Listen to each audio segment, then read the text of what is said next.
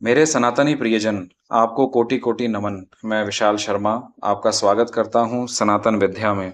आज का विषय है पति वशीकरण मंत्र। आइए प्रारंभ करते हैं। पुराण और इतिहास में स्थान स्थान पर स्त्री धर्म का वर्णन मिलता है, परंतु महाभारत में पति परायण शांडिली का एक छोटा सा उपाख्यान आता है, जिसमें गागर में सागर की भांति स्त्री धर्म का संक्षिप्त सार भर दिया गया है। कहा जाता है कि जब गृहस्थ धर्म का संपूर्ण सुख भोगने के बाद आयु समाप्ति पर शांडिली मृत्यु को प्राप्त होकर भगवान के पार्षदों द्वारा स्वर्ग में पहुंची, तो अनेक देव पत्नियां इकट्ठी होकर उनके स्वागत में उपस्थित हुईं और उनसे पूछा कि तुमने पृथ्वी पर रहकर ऐसे कौन से शुभ कर्म किए थे जिनके प्रभाव से तुम्हें स्वर्ग में भी ऐसा सम्मानपूर्ण पद मिला।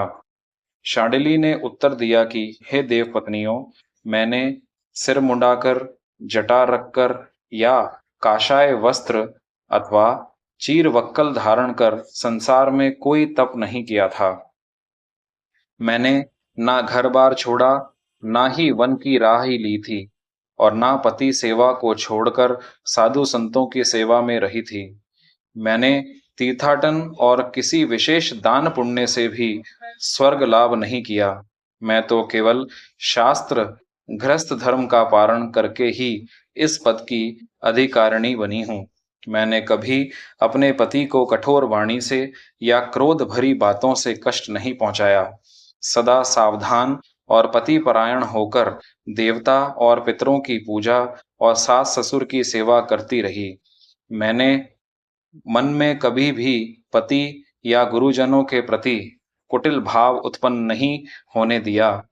मैं कभी घर के बाहर द्वार पर खड़ी होकर पर पुरुषों से बातचीत नहीं करती थी। मैंने क्या प्रकट क्या गुप्त कभी लोक निंदा के योग्य कोई कुकर्म नहीं किया। पति जब बाहर से घर में आते, तब स्नेह पूर्ण दृष्टि से उनका स्वागत करती, आसन देती, यथा नियम उनकी सेवा करती। जो भोज्य वस्तुएं स्वामी को भाती थीं, मैं सर्वदा वही उपस्थित करती थी, और जिन वस्तुओं में मेरे स्वामी की रुचि ना होती, उन्हें स्वयं भी ग्रहण नहीं करती थी। पुत्र, कन्या आदि परिवार के लोगों के जो आवश्यक कार्य होते थे, प्रतिदिन जल्दी उठकर उन्हें पूर्ण कर देती थी। सबको समय पर नहलाना, धुलाना, भोजन देना, अतिथि का यथोचित सत्कार करना, इन सब कर्मों में मैं सदा सावधान रहती थी। मेरे स्वामी जब कभी घर के बाहर गए हुए होते थे, तो मैं श्रृंगार ना करती थी। भोग विलास की इच्छा को छोड़कर चित्त को सर्वथा संयम में रख पति की मंगल कामना करती थी। पति के किसी गुप्त विषय को किसी के सामने प्रकट नहीं करती थी। घर को सदा स्वच्छ और पवित्र रखती थी तथा सबको खिलाकर खाती थी और सबको सुलाकर सोती थी। हे देवियों, मैंने बस अपने जीवन में यही कर्म किए थे और विशेष कुछ नहीं किया।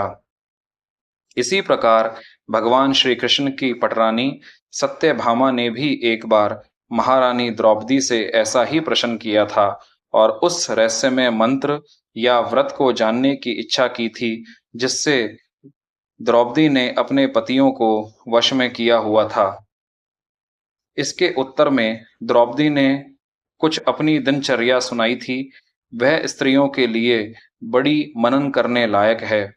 पतिव्रता शिरोमणि द्रौपदी ने अपनी संपूर्ण सफलता का रहस्य किसी जादू टोने या तंत्र मंत्र को ना देकर पति सेवा को ही दिया था।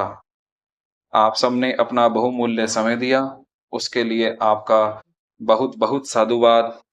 हर हर महादेव।